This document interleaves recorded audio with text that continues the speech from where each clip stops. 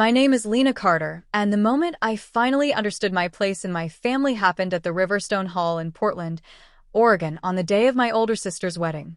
Everyone called it the perfect Carter family celebration. Warm lights, soft music, floral walls, a picture-perfect scene for everyone except me. I walked in alone, clutching my small silver purse a little too tightly. My heart kept whispering, maybe today will feel different. I wanted to believe it. I really did. The seating chart stood near the entrance. White board, gold frame, eucalyptus leaves, fairy lights.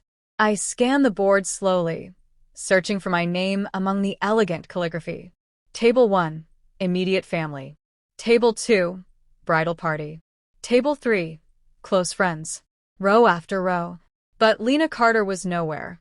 I checked again, and again, and again.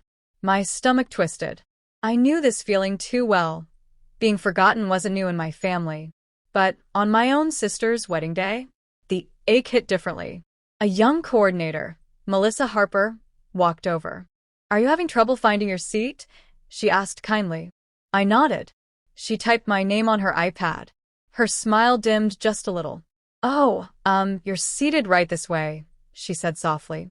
She led me past the laughter, past the glowing hall, past the decorated doorway, all the way to a dim hallway near the storage area. There, beside stacked folded linens, stood a single gray metal folding chair. "This is your seat," she whispered, embarrassed for me. And then I looked through the doorway. At table 1, in the seat where I should have been, I saw Kayla Saunders, my sister Emma's college friend, laughing with my parents, Robert and Susan Carter, as if she was the daughter they raised. My mother even adjusted Kayla's necklace lovingly. No one looked for me. No one asked where I was. No one noticed I wasn't in the hall. In that silent hallway, something inside me cracked, quietly, painfully. For the first time in my life, I understood. I wasn't family. I was a placeholder. For a long moment, I just stood there in that dim hallway, staring at the gray folding chair with its cold metal legs pressed against the wall. It wasn't just a seat. It was a summary of my entire childhood wrapped into one silent message. You don't matter enough to be inside the room. And the worst part? A part of me wasn't even surprised. I sat down slowly, smoothing the back of my dress as footsteps and laughter echoed from the reception hall. Each sound felt like a reminder that celebration existed just a few feet away, without me. Guests walked past me holding gifts, bouquets, trays of appetizers, but not a single person glanced in my direction. I could have been invisible. Maybe I always had been. And as that realization settled, memories began rising, memories I had buried under years of forced understanding. Like the time I was 10 and Mom told me I didn't need a birthday party because Emma already has her dance competition that weekend. Or when Dad used my college savings to buy Emma a car because she deserved it after graduation. Or the family dinner where they introduced Emma as our pride and joy, while patting my shoulder as if I were the helpful neighbor kid. I remembered my mother's voice from years ago. "Lena, you're strong. Emma is sensitive. You have to adjust." Adjust. That word had shaped my entire existence. I had adjusted when Emma borrowed my clothes without asking. I had adjusted when my achievements were met with silence. I had adjusted when I became the emotional garbage bin for everyone's stress. I had adjusted so much that I forgot what it felt like to take up space. Sitting alone outside my sister's wedding, I realized something sharp and painful. My family didn't just forget me today. They had been forgetting me all my life. I looked at the chair again. It wasn't just humiliating. It was familiar, and familiarity, in that moment, hurt more than the humiliation. For the first time, I wondered, if this is how they treat me on a day like this, why am I still trying to belong? After a few minutes of sitting on that cold folding chair, something inside me felt too tight, like my chest couldn't hold everything in anymore.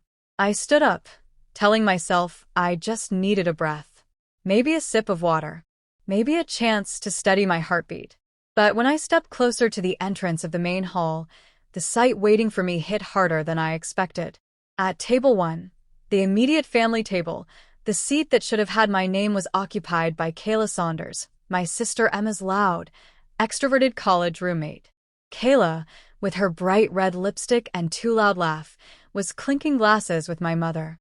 My mother, Susan Carter, even leaned over and said something that made Kayla giggle and squeeze her hand. I watched as my dad, Robert, walked over with a plate full of hors d'oeuvres and placed it right in front of her, something he had never done for me in my entire life. He looked proud, happy, present. The same man who barely remembered my birthday last year. The same man who once told me, "Lena, you should really learn to be more like Emma. People naturally like her." Standing there, half hidden behind the door frame, I realized it wasn't just a seat they gave away. It was my place in the family. I opened my mouth to speak, to walk in and say, "Hey, that's my spot," but the words froze.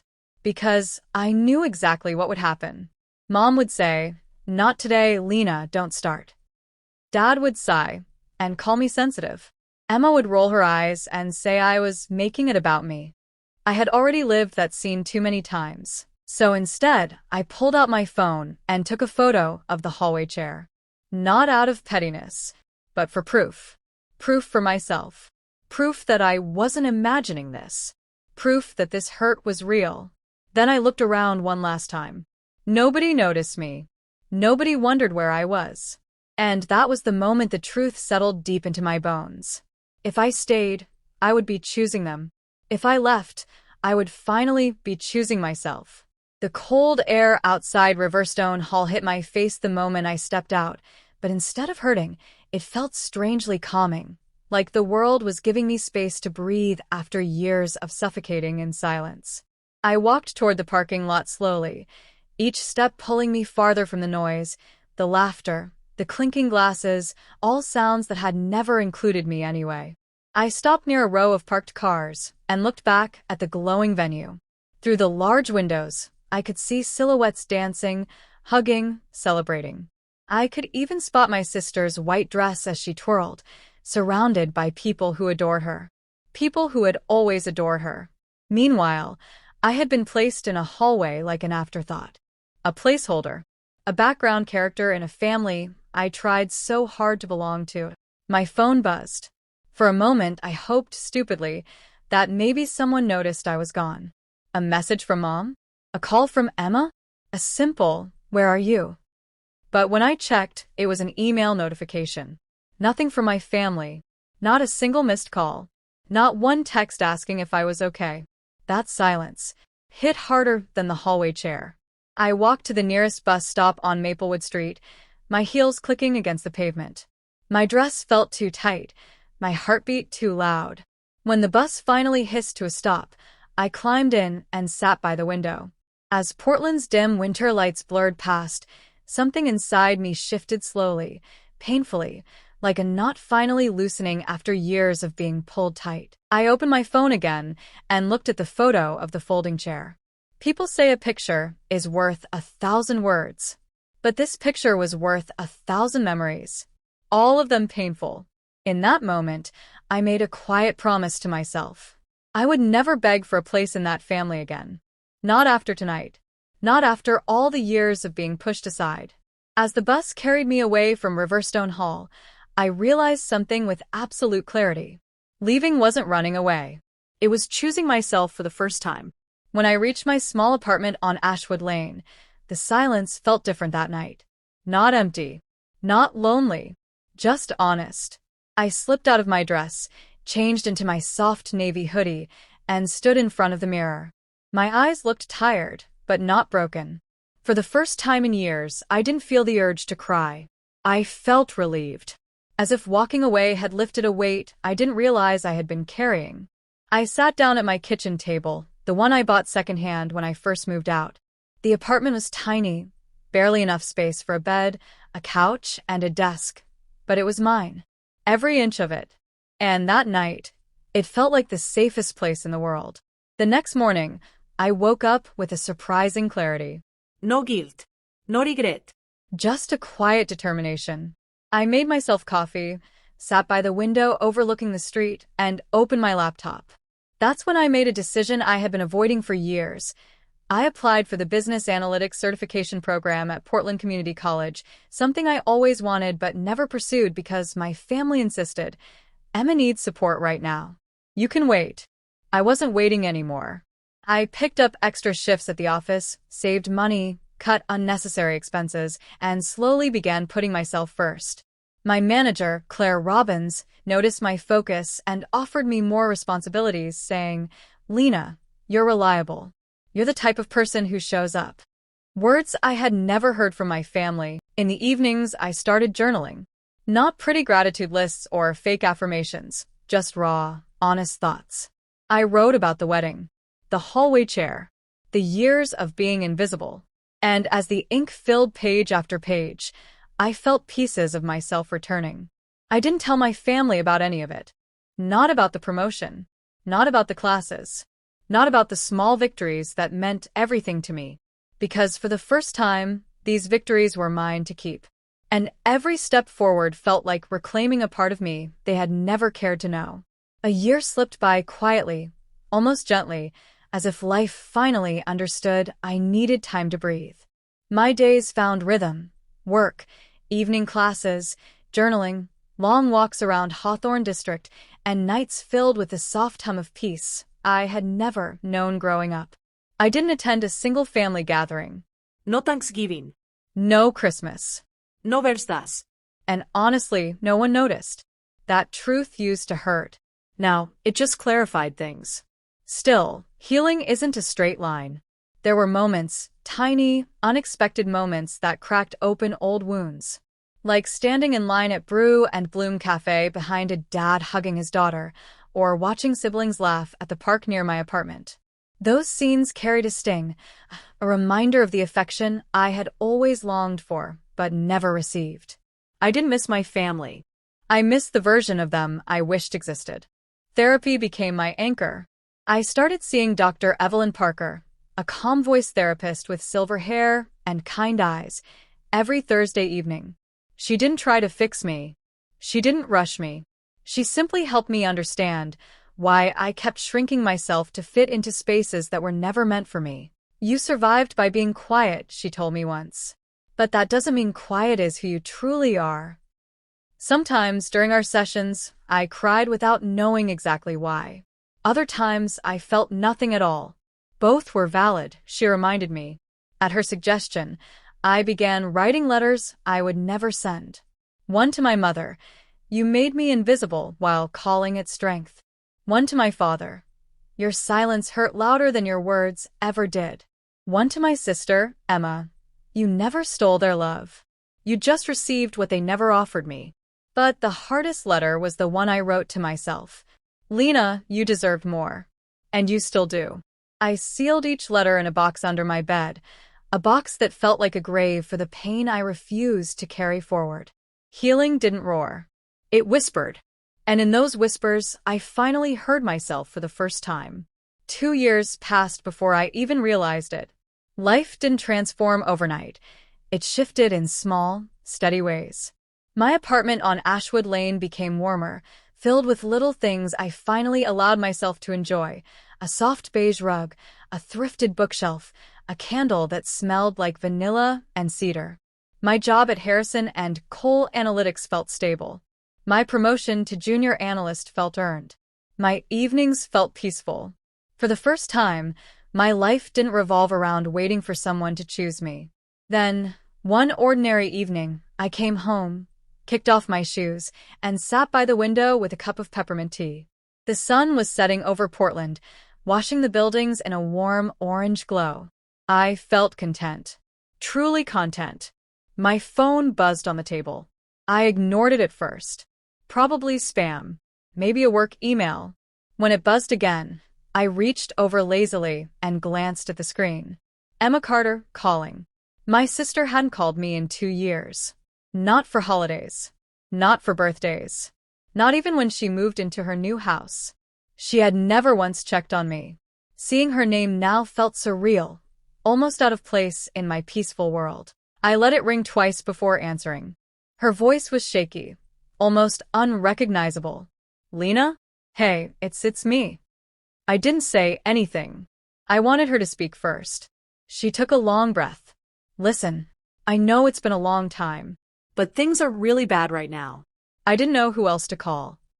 I stared at the sunset as she spoke, her voice cracking, her breath uneven. Our bills, we're behind.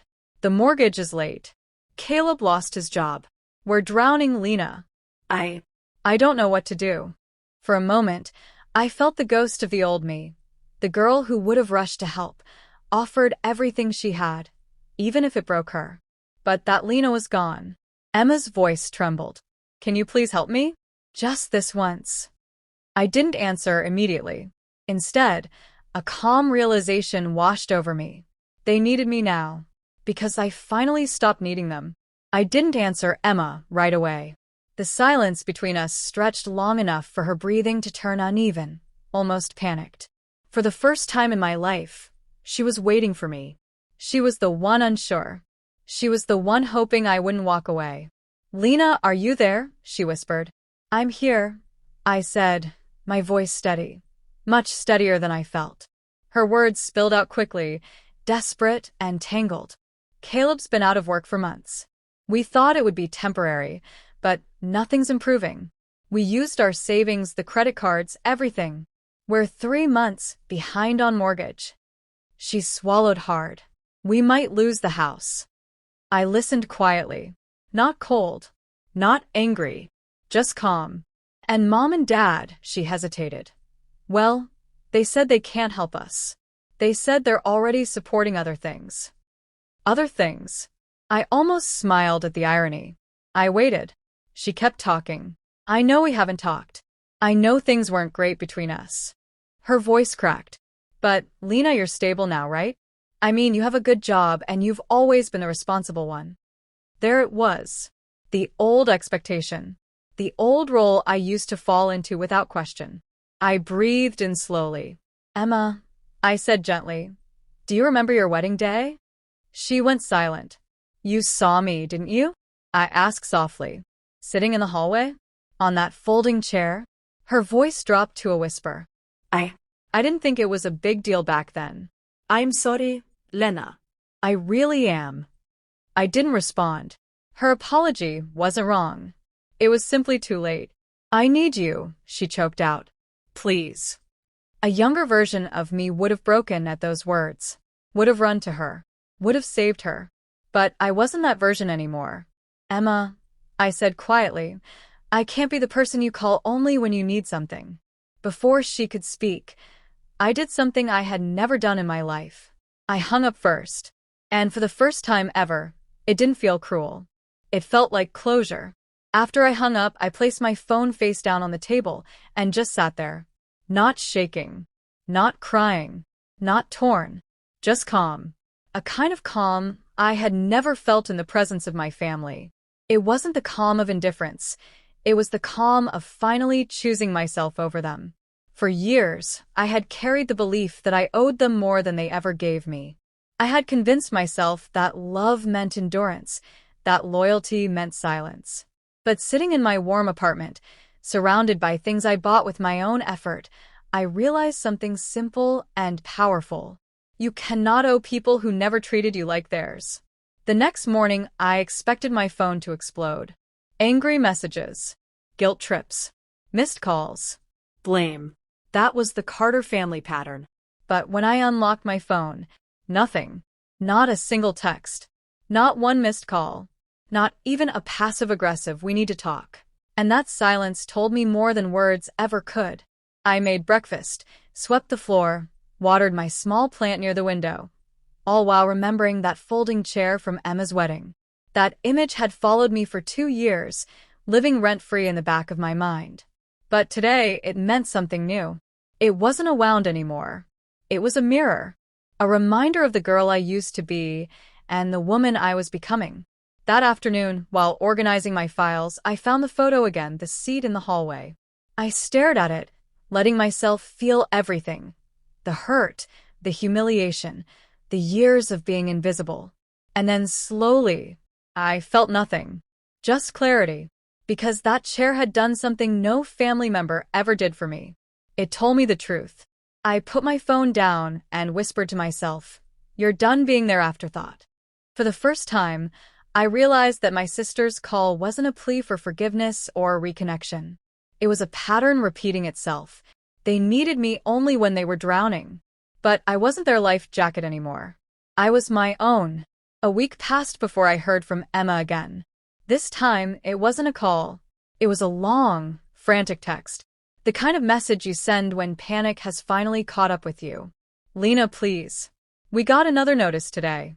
They're giving us 30 days. Caleb's unemployment hasn't come through yet. We don't know what to do. Then the line that revealed everything she truly felt. You're my sister. You're supposed to help. I stared at that sentence for a long time, not because it hurt, but because it proved she still saw me through the same old lens. The reliable backup, the emotional sponge, the one who adjusts. I didn't reply immediately. Instead, I put on my coat and walked to Ridgeview Park, the one 5 minutes from my apartment. The trees were bare, the chilly wind brushing my face as families huddled close on benches. Watching them stirred something inside me, not jealousy, but clarity. I sat on a wooden bench near the frozen fountain and closed my eyes. For years, I believed helping my family made me a good person.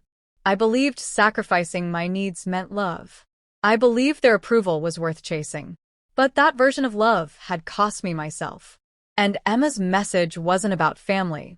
It was about survival. Her survival, not mine. An hour later, with numb fingers but a clear mind, I typed my reply. Not angry, not emotional, just honest. Emma, I'm not the person you reach out to only in emergencies. I hope things get better for you, but I can't fix this. She saw the message instantly. 3 dots appeared, disappeared, Appeared again. and then nothing. No, how could you? No guilt. No blame. Just silence. I went home, made myself a warm bowl of soup, and opened my journal. On a new page, I wrote, saying no doesn't make you heartless. It makes you whole. For the first time in my life, I felt like the adult version of myself had finally stepped forward. And she wasn't afraid of letting go anymore. 3 days later, I woke up to a message from an unknown number. There was no greeting, no explanation, just a single photo. When I tapped it open, my breath stilled. It was Emma's house. Completely empty. The living room I once visited, the sofa she bragged about, the framed wedding photos. All gone. Bare floors. Bare walls. Bare life. Beneath the picture, one line. We had to move out. I set my phone down slowly and waited for a feeling to come.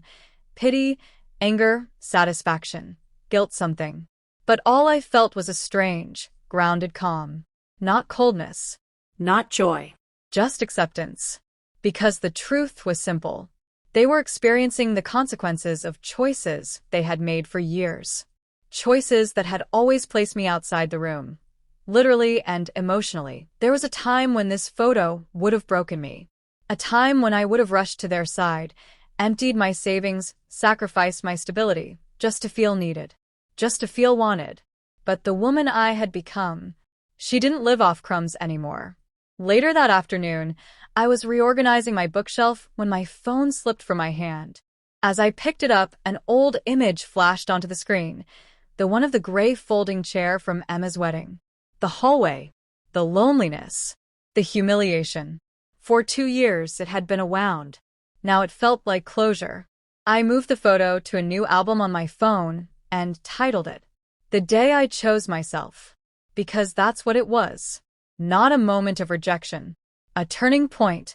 I made myself tea, curled up near the window, and watched the Portland skyline fade into evening. Lights flickered on across the city, warm, glowing, alive. A life I built. A peace I earned. A home that finally felt like mine. My phone stayed silent. No apologies. No follow-up messages. No expectations. And for the first time, the silence didn't hurt. It healed. Sometimes losing a family isn't a tragedy. Sometimes it's the quietest, strongest revenge of all.